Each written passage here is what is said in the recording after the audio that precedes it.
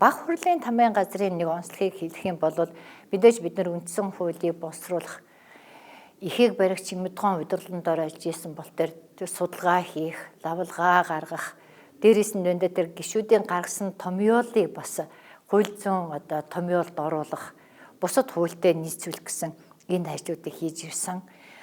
За дараагийн парламент үндсэн хууль баталсны дараах Монгол Улсын их хурл болж исэн. Монгол Улсын их хурлын 92-оос 96 он, 96-аас 2000 оны тэр парламентын үед бас л бид нар тамгын газарт ажиллаж исэн, хуулийнхаа зөвлөгөөг өгдөг байсан. Нийгмийн харилцааг шинэ үндсэн хуулийнхаа зарчимд нийцүүлэх, шинэ харилцааг суралцах, мэдлэгээ дээшлүүлэх, мэдээлэлээ бас зөв олж авах тэр бүх юмд бол хамтдаа зүтгэж исэн. Тийм бас онцлогтой байгаа. За үндсэн хууль батлагснаас хойш манай их хурлын тамгын газарт ингээд ажиллаж исэн бидний хувьд бол үндсэн хууль бол манай их хууль.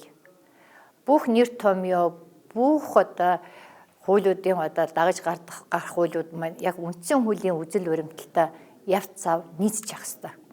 Тэгэхээр энэ бид нар үндсэн хуулийг хүссэн хүсээгүй хагаас нь яах хүртэл судалж исэн. Хэдийгээр тухайн үед боловсруулах үйл ажиллагаанд орж исэн ч гэсэн шинэ харилцаа үүсэх тутамд энэ бид нар үндсэн хуулиа судлахаас хажуу бас тухайн биед харилцааг зөрчилж байсан бусад орны туршлага юу гэдэг, нийгмийн амьдрал дээр яг практик амьдрал дээр тулгамдж байгаа юм юу гэдгийг л зэрэгцүүлээд бас судалгаагаа чинь томьёолооч бичин нэг тийм л онцлогтой байсан юм уу гэж бодод байгаа юм.